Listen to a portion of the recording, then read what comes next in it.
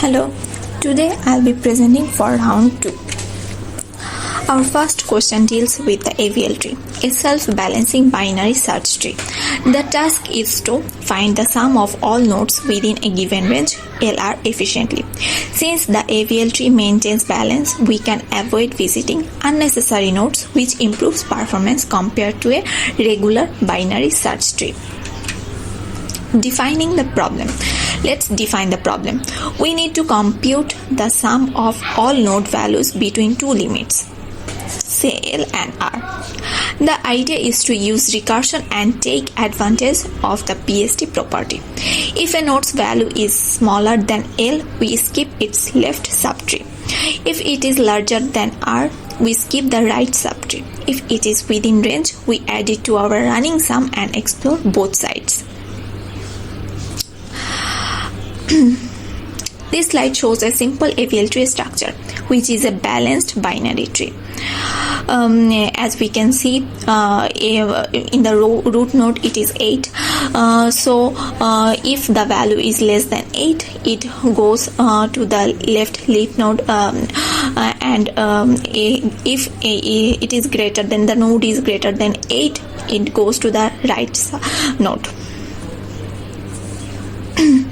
This balancing ensures that for any node, the difference in height between the left and right subtrees is never more than 1. This property is key to maintaining WOF log n performance for search and traversal operations. Algorithm for summing nodes. Here is the step-by-step algorithm for summing nodes within a range. Start from the root. If the current node value is greater than R, move left. If it is less than L, move right. If it is between L and R, add it to the sum and check both subtrees. Here is a simple implementation in Python.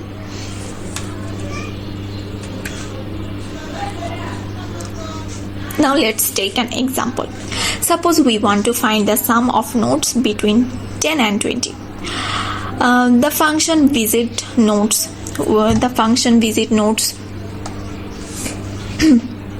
with values 10, 15 and 20, giving us a total sum of 450.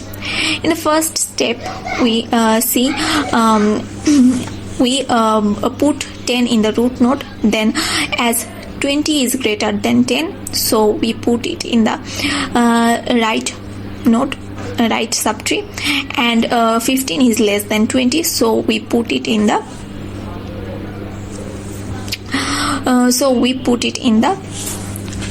left subtree. Then, in order to balance the tree, we convert RL rotation to RR rotation. So we swap 20 and 15. Then, as 20 is greater than 15, so we put it in the right subtree. Then in the second step, we take 15 in the root node and in the middle, so we get 10.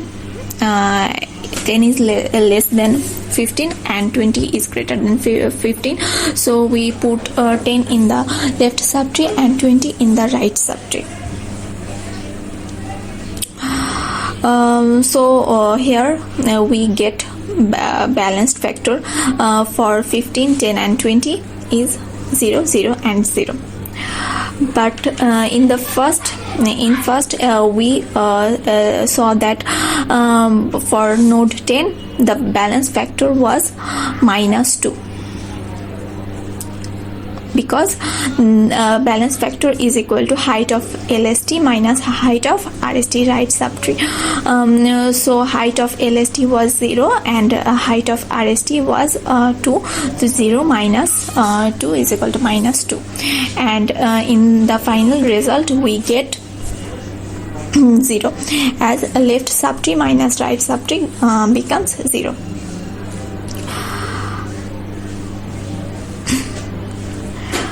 Complexity analysis. In terms of complexity, time complexity of log n, because we only traverse a balanced path down the tree. Space complexity of h, where h is the tree's height, mainly due to the recursion stack. Follow-up: ML feature propagation. Let's extend the same idea to machine learning feature computation. Instead of storing only one aggregated value like sum, we can store multiple such as sum, count, mean, variance, or min max. Each can be computed from the left subtree, current node, and right subtree using associative properties.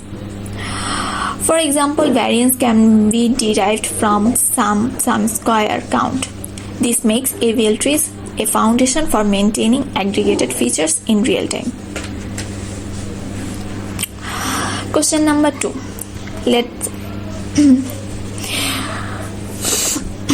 Let's move on to the next question, which focuses on B trees. Data structures designed for efficient disk storage and retrieval. They are particularly useful for large-scale systems like databases or file systems, where nodes can hold multiple keys and children. Following is an example of B tree of order 5.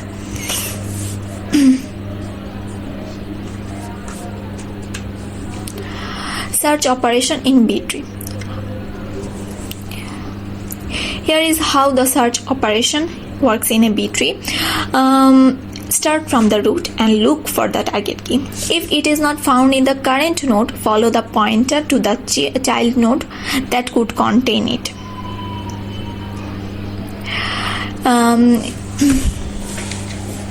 Follow the root node. Start from the root node and look for the target key. If it is not found in the current node, follow the pointer to the child node that could contain it. Repeat the process until you either find the key or reach a leaf node.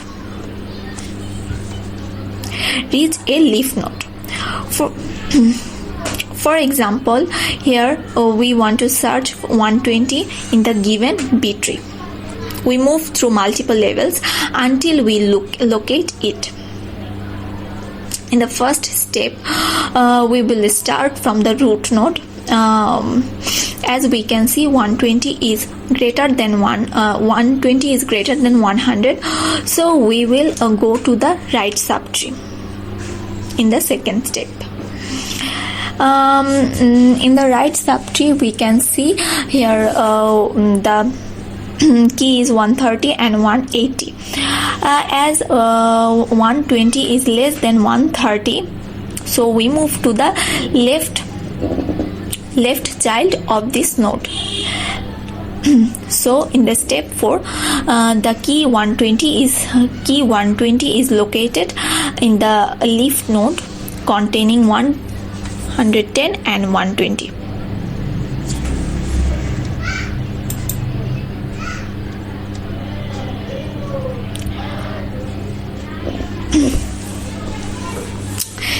Insert operation in B tree. Insertion in B tree is slightly more complex. Here we take the example of a B tree. Here the order of the B tree is 4 and nodes are 1 to 10. As the order is equal to 4, so maximum keys can be 3 and minimum keys ceiling of p by 2 minus 1 is equal to 1. In the first step, we put 1 as we can only take 3 keys, so we put 1, 2, 3 first. When we want to put 4, it is not possible. So when the node becomes full, we split it. We promote the middle key. To the parent. So 2 becomes the root node, and 1 goes to the left subtree, and 3, 4, 5 goes to the right subtree. When putting 6 again, the node becomes full, so 4 goes to the root node, and we get 1 in the left subtree of 2, 3 in the right subtree of 2, 4 in the right subtree, 5, 6, 7 in the right subtree of 4. As we can't put 8, so 8 also goes to the parent node, but here the parent node also becomes full, so in the middle node, key promotes to the root node, so 4 becomes the final root node, and we get the final insertion result. For follow up in B tree, this structure supports fast lookups for large scale vector data, such as in recommender systems. Feature vectors are stored as high dimensional numerical representations keyed by user IDs or item IDs. A B tree index can be used to map these IDs to vector locations stored on disk or in memory mapped files. When a model needs to fetch the embedding for a given user or item, the B tree quickly locates the corresponding entry in O of login time. Let's move on to question 3, which focuses on constructing a minimum spanning tree or MST in a distributed system. A minimum spanning tree is a subgraph that connects all the vertices in a weighted undirected graph with the minimum possible total edge weight, ensuring there are no cycles. In a distributed environment, we don't have centralized control. Each node represents a server or a machine, and the edges represent communication links with different costs. Our challenge is to design an algorithm that can build the MST collaboratively across all these machines. The Gallagher-Hamlet-Spira algorithm or GHS algorithm is the classic distributed solution for this problem. How the GHS algorithm works. Initialization. Each node starts as its own independent fragment with a unique ID and level 0. Each node identifies minimum weight outgoing edge, that is the cheapest edge, connecting it to another fragment. Merging fragments. Once MWs are identified, fragments merge through those edges. For example, we have 6 servers connected. S1 here is the service pair and cost. The goal is to construct a minimum spanning tree. This is the initial graph with cost. In the first step, initialization, each node starts as its own fragment. Fragment ID is equal to node ID. Level 0.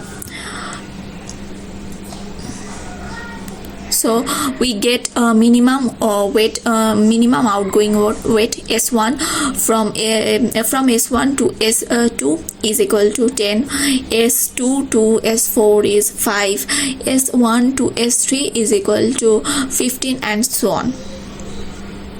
The step 2, we have merged fragments using identified MW is S1 from S1 to S2 via 10, S2 to S4 via 5. So it results fragments and promotes its level to level 1. The step 3, we repeated this process and merge. Each new fragment finds its next MWs, continuing merging until all nodes are connected. When all nodes are connected, there is no more nodes for merge.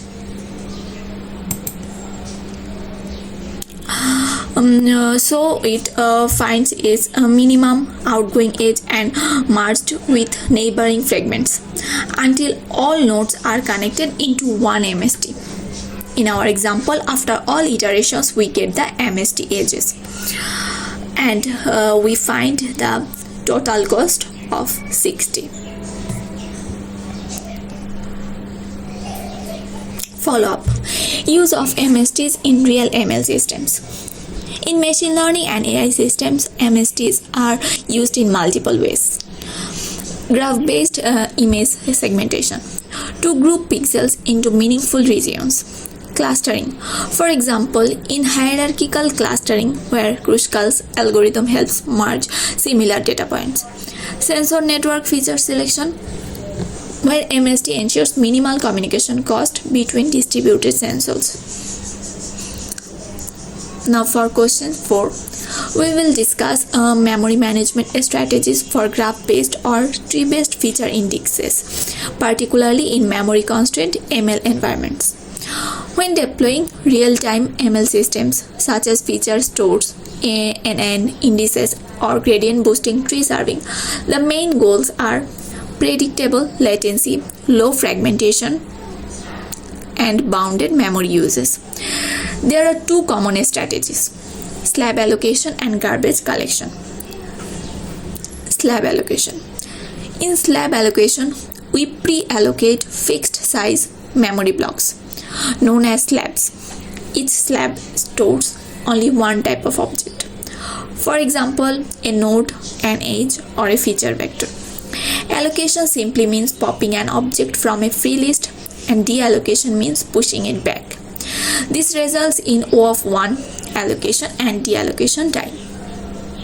Advantages: deterministic allocation time, no unpredictable pauses, excellent cache locality because similar objects are stored together, low memory fragmentation and a stable memory footprint. Disadvantages: not flexible for variable sized objects, requires manual bookkeeping and management for free list. Garbage collection. On the other hand, garbage collection automatically manages memory, as seen in languages like Java or Python. It tracks unreachable objects and frees them automatically. Advantages: simplifies programming, handles dynamic workloads, protects against memory leaks. Disadvantages: unpredictable pauses due to the stop the world GC cycles, higher CPU and metadata overhead, poor cache locality and not ideal for memory constrained systems. Here is the comparison between these two. Follow up. For online ML serving, where predictive latency is essential, for instance in real-time recommendation engines, slab allocation is the preferred approach. It provides deterministic, low latency memory allocation without GC-induced jitter, making it ideal for fixed or semi-static data structures. Thanks for watching.